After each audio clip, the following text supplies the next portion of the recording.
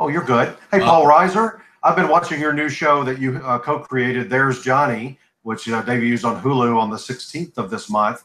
Yes, I'm so fascinated with Johnny Carson and The Tonight Show. I used to watch it growing up, and I watch almost every night, I think, on one of the older channels.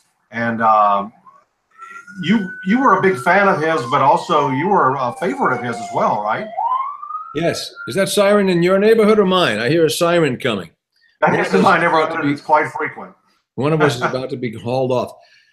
Yeah, I was a big fan of Johnny and of comedy, and he became a mecca for certainly for comics. And in '72, which is when the show moved, our show was set in 1972, and that was the year that Johnny moved the show from New York to Burbank. And part of what made that a special time is that was really the boom to comedy. So a lot of young comics, not yet established, got their first shot on Johnny. But I would tune in, as a teenager, and like, I got to watch because George Carlin is on tonight. Robert Klein is on. I'm watching. So that was certainly my go-to for comedy. It was critical, though, I think, the way you layer in clips of the show as backdrop, as focus of a particular plot point. How did you wind up getting the rights to do that? Late at night, we snuck into the vault, and as soon as this airs, we are screwed. I will tell you that. We went very early on. We went to the Carson Company, which is managed now. It's run by a guy named Jeff Satzing, who is now our partner on this. But he runs all of the Carson TV stuff. He's actually Johnny's nephew. And when we pitched him the idea of this show, which was basically a young kid who has no clue of what he's doing, lands a job and ends up on his feet in The Tonight Show, he said, well, that's my life story. I said, no, I didn't know that because I just met you. But apparently that was very much his journey, that his uncle, John, said, look, come to work. You don't have a job. We're just working to do whatever you can do, keep yourself busy and stay out of trouble. And he would, no matter how many times he screwed up, he was untouchable because he was Johnny's kid. So Johnny's, he was protected. So that was a fun part of our story. We took this very sweet young kid, this character, and we found this great actor, Ian Nelson, who is very much like that. He's just this wide-eyed, couldn't be nicer kid. And we threw him into this pot of stuff he's never seen before: sex, drugs, rock and roll, Hollywood, fast-talking people. And so we sort of see that world through his eyes. It's just a revelation for me to see another person I've grown up watching, Tony Danza, play Fred de Cordova. Tony Danza. Now, I feel, I don't know how to, am I looking right at you? Is that good? Is that yeah, it looks good to me. It looks good to you. We'll cut that out. Tony Danza plays Freddie de Cordova. It was Johnny's longtime producer. He's the only person that is an actual character. Everybody else is fictitious. But Freddie was such a colorful character that we kind of wanted to use it. And Tony knew Freddie very well. And Tony Danza is just great. I had known Tony over the years casually, and I never worked with him. And he just blew me out of the water. He was so, is that the right expression? Sounds very dirty and aquatic. He crushed it, is what I'm trying to say. He was so great, and he's so funny in that he plays it totally straight, and which is why it's so funny. And Freddie's an old school guy who was, when I used to do the show, Freddie was the guy who'd come in exactly like Tony did, and just come in with his martini and his cigarette and reeking of cologne and tell you a quick little joke and a little pat on the arm, and he'd be gone. He'd go, what was that? That was what he did. He was the tunneler. He would just keep things moving along. And Tony just did a great job with it. I'm really happy and pleasantly surprised you didn't try to get somebody to play Johnny or Ed. Yeah. You rely on sort of camera tricks and clips and things to showcase them and focus your fictional characters. That was very much by design from the beginning. We knew, more than most celebrities, Johnny is so familiar because he was in your living room every night for 30 years. So there's a a great asset that you get by seeing him. And there's a great detriment if you try to fake it. And you go, oh, okay, yeah, I guess he's Johnny's height, but it's not Johnny. And since we had the actual footage, it seemed crazy to duplicate it, but to try and imitate it. But also, on all the times that I did the show, Johnny was awfully gracious and hospitable and very welcoming, but we weren't pals. You know, I mean, I was a kid and he was Johnny Carson. And when he moved between commercials or after the show, before the show, it was like Secret Service. It was like the president's, like, you know, all right, everybody hang out. I don't know if it was like that in the 70s, but when I was doing it in the 80s and early 90s, it's like, all right, everybody hangs out. Johnny's moving. And you'd see Johnny in makeup, and then you'd see him disappear into his dressing room. So I never saw him. You'd just see back of a head. You'd see a shoulder, and you go, so you felt his presence. And that was what I wanted to bring into the show. And you felt the magnitude of this guy, but he ain't in the show. And the show isn't really about him, but he looms so large in our lives and certainly in the lives of these characters. If you were to run into, say, a Robert Klein or a David Steinberg or a Bob Newhart at a party and they've seen the show, what would you hope they said to you about it? I hope they don't say, hey, man, why didn't you use me? Why'd you use the other guy? But, you know, we have gotten a lot of feedback from people who have seen the show and who were there. And to a person, they're all very much tickled by how accurate we were. I mean, we, as best we could, we had our in-house expert, Jeff Sotzing, who became the producer of the show as years went on. So he was our fact checker and authentic, you know, he would say, well, the microphone was a little different. The band wasn't quite there. And so we try to make it really feel like it. And it did. We dressed the offices. We had a woman who was Johnny's longtime secretary assistant. And she came to the set and she kind of went, oh my God. And things we didn't even know that we actually did by accident. She said, that's exactly what he had. Like, okay. So I hope that authenticity works. And what it does is it sort of brings you in. You know, I think it makes people feel you're watching something that's wrapped in time. It's not current. Like it's of another time that we look back now on, hopefully more fondly. Your first time on the Tonight Show. I bet anybody that ever appeared on the show could answer this next question. Who were the other guests on your first show? I don't know that. And that way, you don't know that? As you said, it never dawned on me. I didn't even know there were other guests. I have no idea. I have no idea because I didn't. Were you there the first time as a stand-up or for Aliens? Yeah, the first time I did a stand-up, I didn't sit down. So I did my shot, disappeared, and that's funny. I never even. You were so focused on just being right for Johnny. Laser focused on my thing, but yeah. And then after that, every time I did it afterwards, I never did stand up. Like I just sat down on the couch and would, you know, work the material, but with Johnny in the conversation. And whenever I come across one of those clips, I'm reminded of how good he was and how grateful I am. Like there were times when, you know, I was just stumbling to stick to the. I got another joke about the airplane, and Johnny would stop and he would make it conversational, and suddenly like, oh, look how I calmed down when Johnny stepped in. Look how the bit was funnier because of what Johnny asked. It's like, that's a lot of skill, and he made it look effortless. You were really good on there. I mean, I can.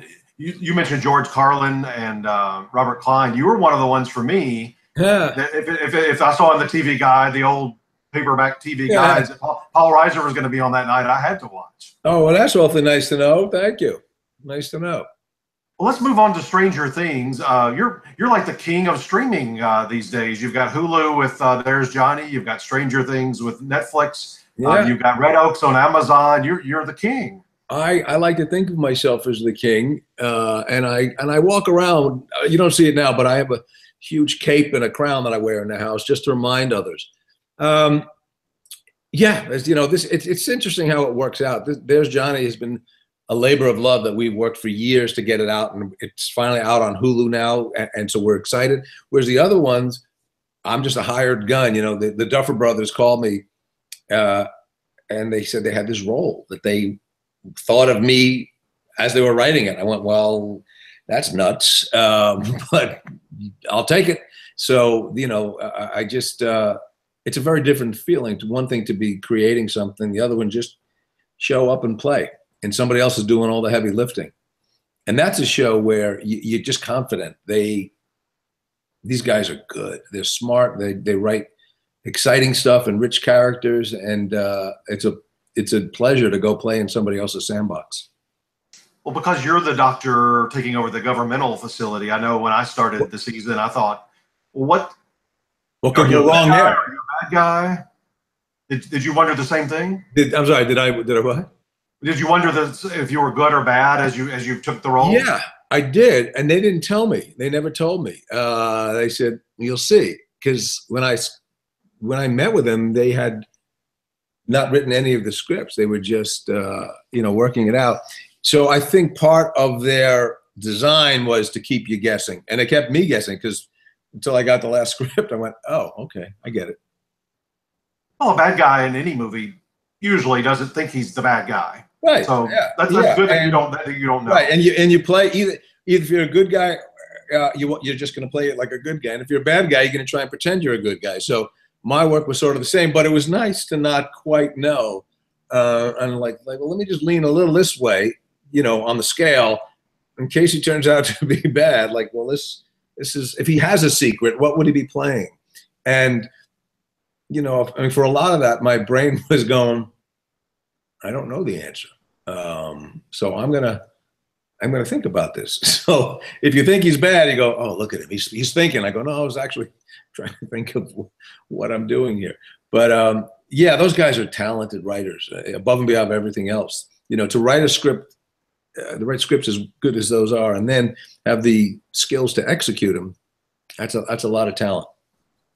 You play opposite, obviously, some of the other actors, but some of the CGI effects as well. Is that for somebody that mostly does, acting opposite other actors? Does that make it more difficult? It was miraculous. No, it was when I saw it, the finished product. I couldn't believe how good it was, because it looked seamless. I had done stuff. When we did Aliens, there was a lot of placeholders. There actually wasn't CGI. I don't know at all. I think they had stuntmen dressed up as the creatures, so you could see it. And here, you're running down a hall. I know how to run down a hall. Let's pretend they're around the corner. You don't have to actually see them. You just know that they're coming. So thankfully, I wasn't doing a lot of interactive with, dead space. In the scenes that we were doing, we were watching. They had the I don't even know what it's called. The big thing that the rip to the upside down, and that was there. And they had these guys with actual flames and stuff. So you didn't have to imagine that much to get the vibe of it. It was a pretty funky, scary looking set. That debuted just a few days ago. Are fans that maybe didn't see you in Aliens are mad about you? Are you sensing as you're out, people coming up to you and may not have ever even known you before? Yeah, and certainly in this moment, I don't know if that'll be the case in a week or two, but you just knew that last week everybody was watching it. So I had to fly back east for something, and I was in the airport, and the woman was taking my ticket, and she go, "I was just watching last night." It's like, and that's a rare thing that people have an appointment, like that this is happening right now. And that's also one of the great things about the streaming world is like, it's going to be there. Like you can catch up with it next week, next year. It ain't going anywhere. And it's good to know because there is just so much. There's so many things. And I know there are shows I mean to watch, I'd like to watch, and I don't get to it till, deep into it. We're an awards website, so I want to ask a couple of questions along those lines. But in terms of Stranger Things, you were shooting as they were heading off into all this big award season for the first time. With all of your Emmy and Globe and SAG experience, did you give any suggestions or advice to the Duffer Brothers or anybody else? No, that never came up. They're all just focused on the work. They don't, they're just about making every scene and every moment great. I think the last thing they want to do is put on a suit and go get an award. But it's wild because they're really kind of savants. I mean, they're 32. They're young. There's just, and this is really the first big thing. And they just made this because they wanted to. This was like they're, let's get a barn and put on a play. This was their world. And then it took off and became this thing. And what I came into the second season with all the success that they have behind it. In talking to the other actors, they're saying, hey, man, this was not like this in the first year. They said, we didn't know it was going to be a hit. And somebody said to me, we didn't know if it was going to be good, because in the hands of a lesser skilled team, it could have been hokey. It could have looked bad. The acting could have been different. It's a miracle when something works as well as this does. But yeah, they were very aware that a year ago they were just this new thing. Who knows? And now it's like, the kids are all on commercials. The kids are flying and doing talk shows, and they're great. These kids are, and they're nice kids. It's like there's nothing Hollywood about them. And I'm watching them thinking, you're on TV all the time. You're big stars, but they're just delightful young people. They're really cool. Our siren's coming again. Sorry about that. A couple of more Emmy-related questions. You hosted the Emmy Awards one year. I did. Tell us a couple of like behind-the-scenes secrets of being the host for a big ceremony like that. It's a scary gig. It's sort of a thankless gig. The best you can do. That's what I've heard. You can't really win. There's no winning. Everybody's excited for about a day, and if you bomb it, they remember it forever. Well, yeah, exactly. The best you can do is you get a laugh, you get another laugh, and then just get out of there. And if you stumble on something, or if you trip, that will be what they remember. And I remember afterwards, I tripped literally just reading somebody's name, and I got it wrong, and the reviewer was like, "Oh, he didn't get the name." I was like, I was trying to read the name. And it's also, it's an audience filled with your colleagues and a lot of friends, and you see people. So as a comic, it felt natural. It's like, okay, I get it. I've played to audiences, and I know the people out there. But there is a lot of, as the evening goes on, a lot of retooling and thinking. And I mean, they're just, we don't have time. Let's get rid of that. Or like, that joke's not going to be funny because somebody else just did a similar joke. So throw that out. And you're sitting there with your buddy, your writers, anything. And then sometimes you go out. It's exciting. It was fun to do. I don't know that I would do it again. With all the shows coming back these days, I know you had this question before, especially the last year, but Arrested Development, Will and Grace, Roseanne. Would you even consider a Mad About You revival? It's funny. It never even came up till recent, like the last couple of months, because of all these shows doing well. And whenever like a friend would say, like, or somebody, oh, you should bring, or a fan, oh, we'd love to see that. It's like, well, watch the DVDs, we watch the reruns. We made it for you. Enjoy it. And I never saw any reason to do it. And I was pretty clear that I would never want to do it. And I think Helen felt the same way. It's like, only because, I mean, we loved it. We had a great time, but we finished it. We did it. We landed it. We knew when we were going to end. We ended it the way we wanted to end. And we even went so far as to drop into the finale. We jumped into the future. We said, here's where they are in 10 years and in 20 years, specifically so we'd never be tempted to come back and, do the reunion. But in the last couple of months, I still don't think we need to do it, but I don't feel as negative about it because I've seen people do it well. And I've seen, if you just, there is a way to do it well. And then it's also struck me that there actually is something worth writing about, and that could be great fun. The original show was, well, we just got married, and the smoke is clearing, and it's like, okay, here we are, these two people. What is this world that we now have found ourselves in? And now it's 25 years later, and I know for me, I have, one kid is out of the house, another kid about to head off to college, and it's like, ooh, you're starting over. You're starting over again. And what is that like? So it suddenly went, oh, that's actually a very rich point to come in on if we were to do it. So the short answer is, I don't know that we need to, or if America is hankering to, but I don't feel as dead set against it as I had for a long time. The great thing for all of you that make television now is, I mean, you don't necessarily have to commit to like a 22 or 24. I mean, you might be able to work it out with, say, at NBC for like Will and Grace for like a 10 or something, and make it very digestible. Just do 2 episodes, leave them wanting more. Yeah, that's actually a part of what has shifted too. The world has changed. You know, for the longest time, you have to come up with an idea for a show. You have to have a show that will be big, a big hit, and can it sustain for 7, 8 years. The world has changed, so you can go on to a Netflix or any of the streamings or even the networks, as you say, and say, let's just do short,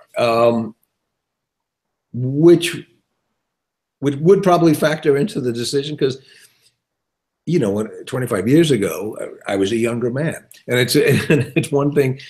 And it's a full year, and you're only making 22, 23, but you're writing, you're editing, it's a full commitment. So yeah, we'll do maybe just a 1/2 hour, a little taste, like a cookie. You know, Dick Van Dyke Show did that. They got a TV Land award. Carl Reiner had them all together and said, let's come back. But they only did one 30-minute episode where he hires Rob Petrie to come write his obituary or his eulogy. Did they do that? Yeah. I got to 14 years ago, something like that. See, now I got to see that. To wrap everything around, going back to Johnny Carson, I think maybe the greatest talk show guest of all time is Mel Brooks, and you got him on your show. I think if I'm right, I didn't look up this record. I think he's got the record for most wins for a comedy performer at the Emmys. Guest performer. And that's because of you. You brought him in, and I think he won 3 for Mad About You. Well, you know, we tried to help him out. The man has been floundering. He needed a few more awards, that's for sure. You know, what was he like? Give us a couple of secrets about Mel. Well, I'll tell you, that was a thrill above thrills. We had any number of great guests on Mad About You. It suddenly became a thing. And so people that we idolized and grew up with, you know, we had Jerry Lewis, we had Carol Burnett, and Carol O'Connor played Helen's parents. And we were all, you know, just beside ourselves with glee. And then we had Mel. That was like another level because all of us idolized him. You know, one of the great things I always loved about Helen was that she knew the 2,000-Year-Old Man records by heart. And that was always a litmus test. It's like, is somebody your friend? If they really your friend, they're going to know that. And she did. And I have a bunch of friends that's our currency. We'll just do that. We'll jump into a Mel Brooks bit. So we idolized him. And when we had this idea, let's get Mel Brooks, his office was on the same lot. And we said, well, let's just go over there. I don't even think we called ahead. And Helen and I walked over, and we knew the audience we were playing to. And we both got down on our knees and we kissed his ring. And we said, please, please, please be on our show. And he said, get up, but not too fast. Stay a little bit down there. And he loved being lauded. And he said yes. So we were just beside ourselves. You know, we came back and the writers went, we have Mel Brooks. And we would, you know, we'd write for him and we'd sort of guide him, but we knew that he was going to go where his brain goes. And there's no better place to go. So I think he did 4, maybe 5 episodes with us. And the first one, if you look at it, you'll see there are a lot of cutaways to other actors because I was just laughing. And if I wasn't laughing, I was just grinning like a monkey. I couldn't believe that I was like staring into the sun. I said, I'm watching Mel be funny. And I was just like when you're in a 4th grade play and you turn around, put your back to the audience thinking, well, that'll pretend, that'll fake them out. It's like, no, you're on TV. They know you're laughing. It was a joy. It was a joy. And yeah, you're right. There is nobody funnier. There's nobody funnier on the planet. Well, congratulations on just the fantastic year you're having. Like you said, you didn't necessarily plan everything to come out at roughly the same time. Yeah, here it is, and it's a great year for you.